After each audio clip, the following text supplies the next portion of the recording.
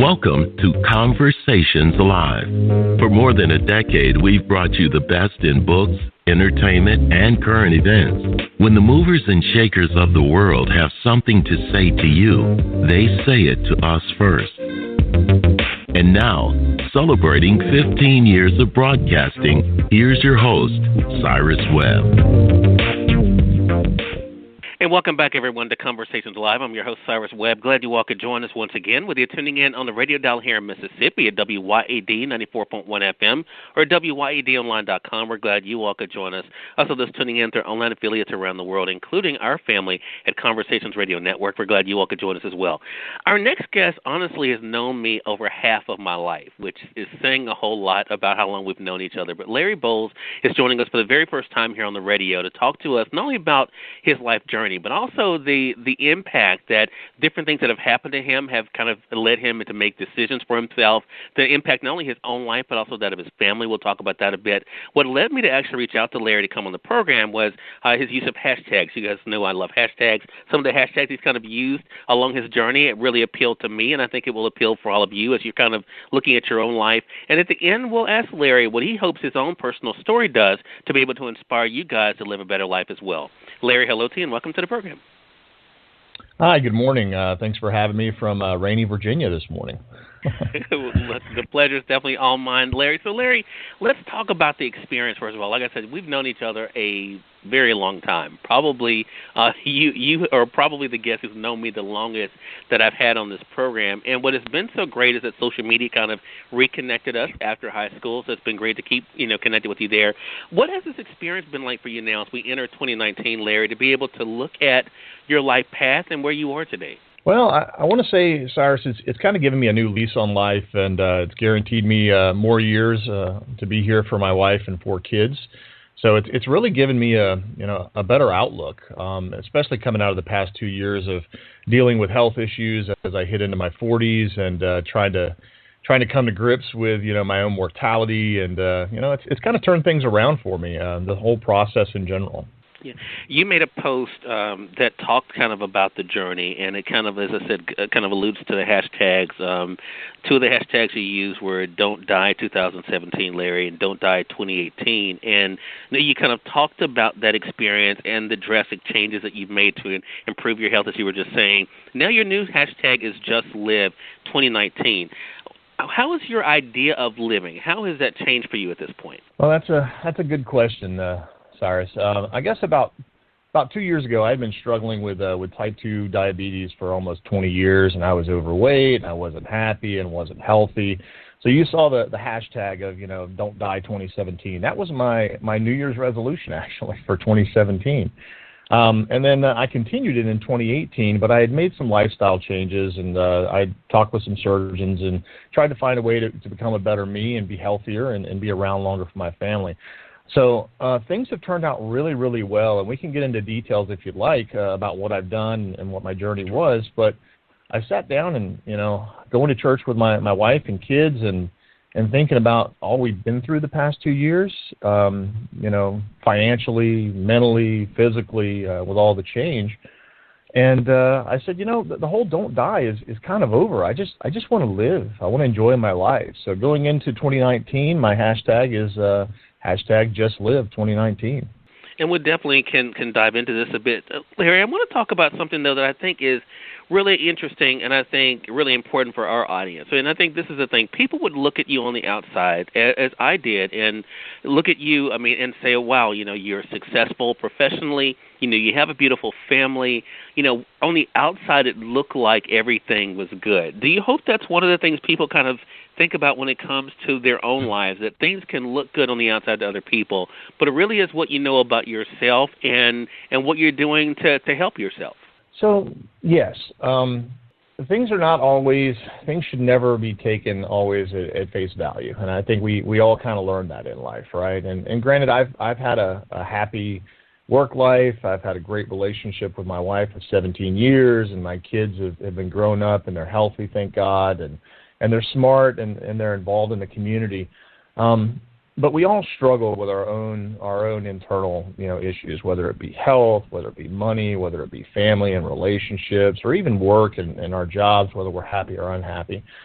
So putting out there that, all is well, you have to live your life. And I'm always been a fan of sharing my life with others because I love teaching people, whether it be professionally or personally or spiritually, and helping them with their walk in life. And this whole process for the past 2+ years for me has actually inspired some other friends of mine to go through the same process, and they've been very, very successful with it. And we can talk about some of that. But when we met, I guess about 1.5 years or so ago, when I came back home to see my mom in Mississippi, and I got together with some high school friends, you being one. And when you first see me face value, I was a big 300-pound, 6'4", tattooed, bearded, biker-looking dude. But me, and those people that get to know me realize that I'm big into philanthropy. I'm big in the church. I'm very spiritual. I love my family. I love my job. I've been a successful white collar IT executive for over 15 years now. So it's all about the journey and where you're at, and it's not always face value that everything is perfect. Everyone has something going on in their lives, and you have to understand that and take that into account. So, I think that's the big thing. So I guess an obvious question would be, as we kind of transition here, Larry, is the what? Because I think, as you mentioned here, having this 20-year journey with diabetes and everything that goes along with that, and I know a lot of our audience can relate to that. How did you decide on what you were going to do to kind of turn things around for yourself? Oh man, that's a fun one. So a little over 2 years ago, I was working at Microsoft. I was in my 13th year with them, and I got a call from my doctor after my annual physical. By the way, go get an annual physical. If you're male, female, it doesn't matter if you're 30 or if you're 40. It's one of those things that's usually included with your insurance. Just go get your wellness check. Make sure you're all good. So I had been doing that every year, and 2 years ago, I got a call after my physical, and they were like, hey, you need to come back and talk to us. And I'm like, we can't talk on the phone. I'm a busy guy. I was actually in Seattle whenever they called me from Virginia, and they're like, no, we need to talk face-to-face. So 2 days later, I got on a plane, came back home, and went to my doctor, and they're like, hey, look, your type 2 diabetes, even though you're taking all your meds and you're trying to work out and eat healthy and so forth, it's taking a toll on your organs. And I was like, okay, well, what's the magic pill to fix it?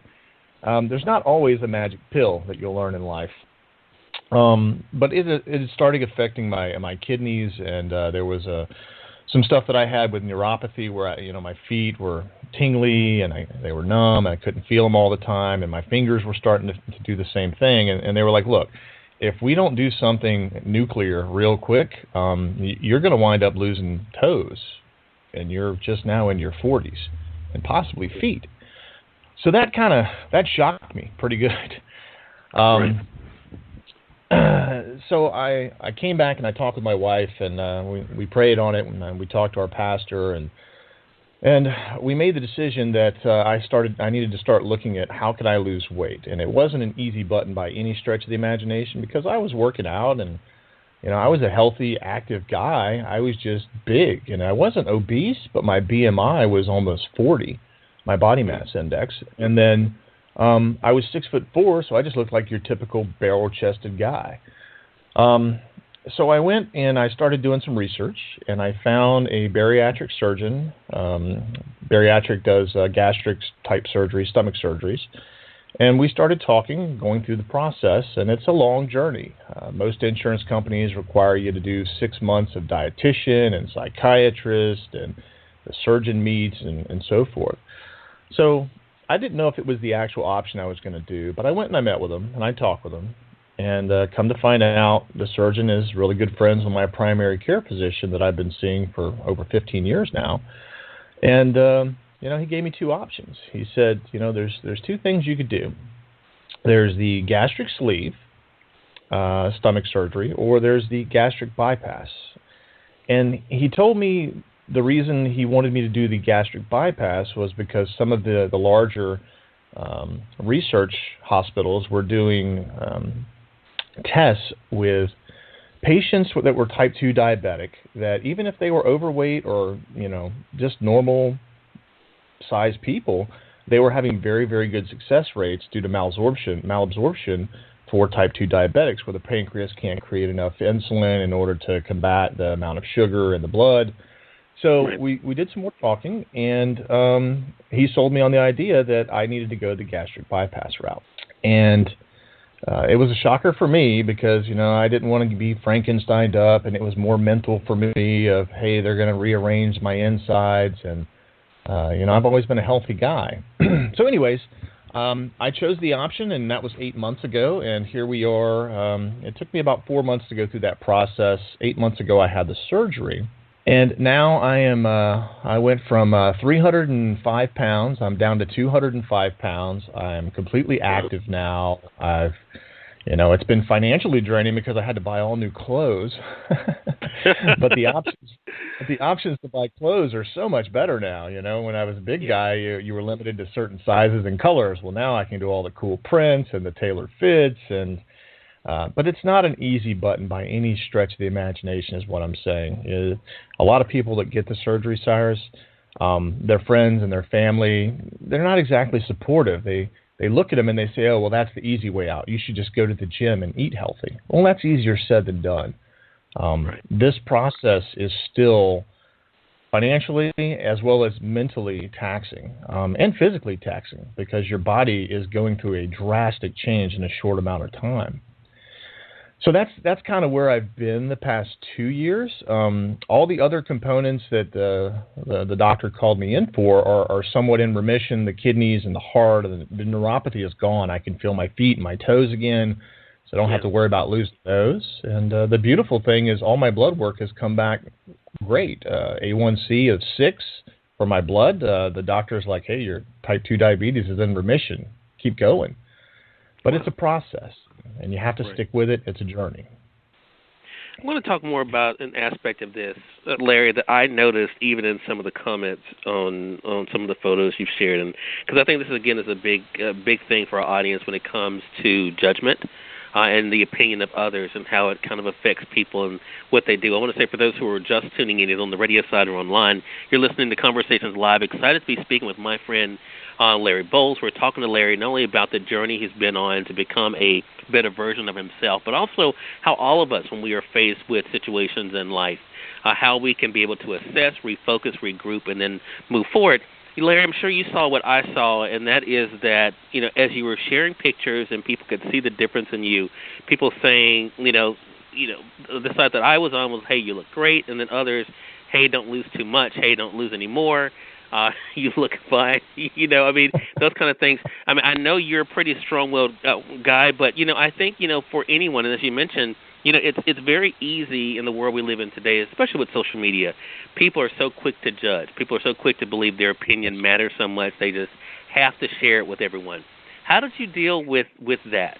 So I know I would say 95% of the people that I'm connected with on social media, especially Facebook, almost 700-800 people. I've had physical face-to-face interactions with over the years, so I kind of know personalities. But you're right. There are some people that are very, very quick to judge, whether it be the easy button I was talking about before, or whether it be, hey, don't lose too much because you're starting to look sick. Right. It's kind of like some of the gastric bypass groups that, or the bariatric surgery groups that I belong to online. People are quick to judge. However, they post this. They usually post the, hey, here was my heaviest weight, here was my surgery weight, here's my current weight, and here's my goal weight. I've never had a goal weight in mind. I've always had I just want to be healthy. I don't care what my weight is as long as I'm healthy and I'm active and I don't have a bunch of medical problems. So dealing with the judging is not been difficult for me, but educating people who say those things on my social media, like, hey, don't lose too much, or hey, you look sick, or hey, that's the easy way out. Why did you do that? I think there's a lack of education out there for people to understand what bariatric surgery is and how it actually helps people with terminal diseases become better, healthier people, both physically as well as mentally. And I think they're quick to discount that just by sharing their opinion, as you say, because social media has given everybody a platform to exercise their First Amendment, whether for good or bad. Right. But everyone is going to have their own opinion, and I welcome all opinions until it becomes, confrontational. But I'm always there to help and educate people, and that's what I try to do. I try to take the right approach, Cyrus, where I'm not there to blow them up. I'm just there to better understand their take and then educate them on what my process is and what my mindset is. One thing you've definitely done really well, Larry, I believe, and I commend you on is, we're able to kind of get a whole version of you. I tell people they see the whole me because my life is pretty much work all the time. But so it's really not like I don't share something that's going on that's impactful. It's just really what's impactful is typically work-related. But the family shots are always so special to me, whether it's your kids, kissing or licking your head, or you're spending time with your wife.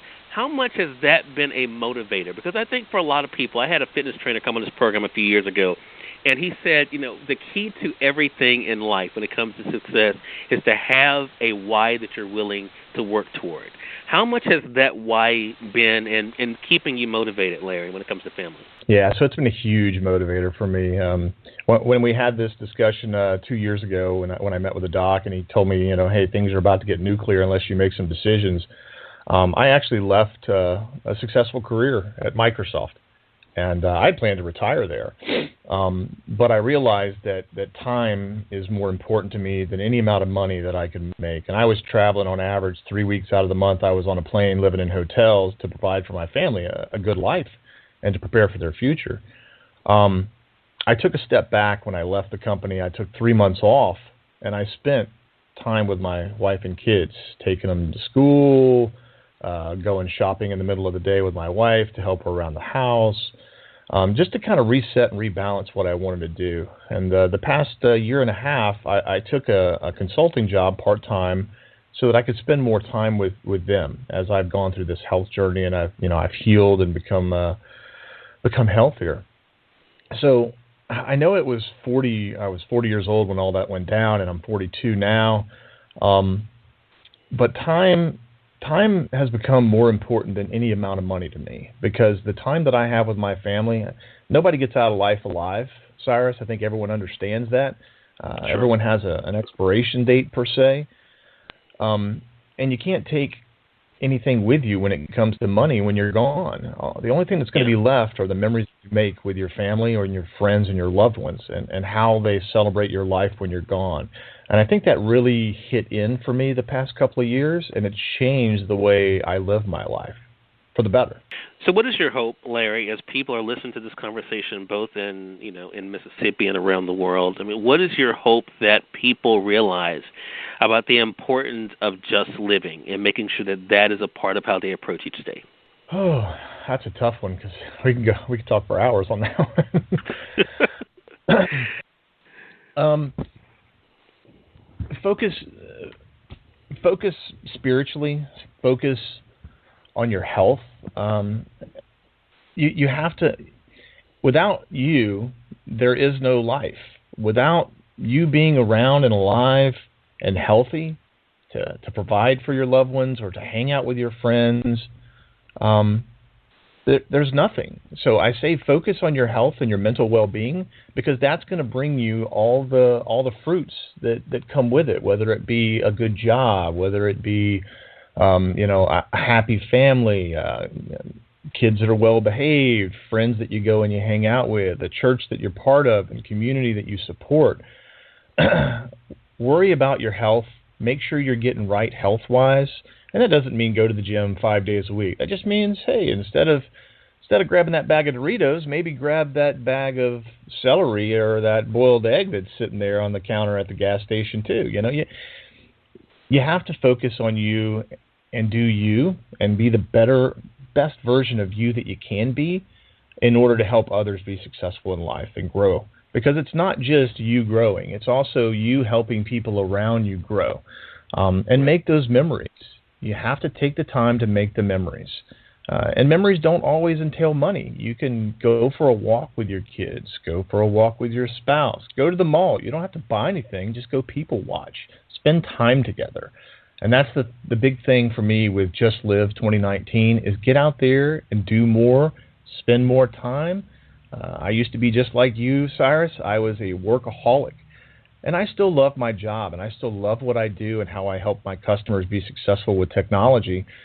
But I have to find that balance for work-life because we work to live. We don't live to work. If that makes sense. Yeah. No, it totally does. It totally does, and I appreciate you being an example of that. Again, everyone, Larry Bowles has been our guest. Great conversation with you, Larry. Glad you could join us. Larry is on social media, but Larry, let our audience know how they can best be able to find you. Yeah, so from a professional standpoint, I do share professionally on LinkedIn. So Larry Bowles, that's Bowles. And I'm an IT guy, so you'll actually see Larry Bowles, the IT guy, up there, focused on cloud. Feel free to connect with me on social media, and depending on how it goes from a professional standpoint, I might let you into the inside journey on my other Instagram or Facebook. There you go. Well, Larry, congratulations to you again.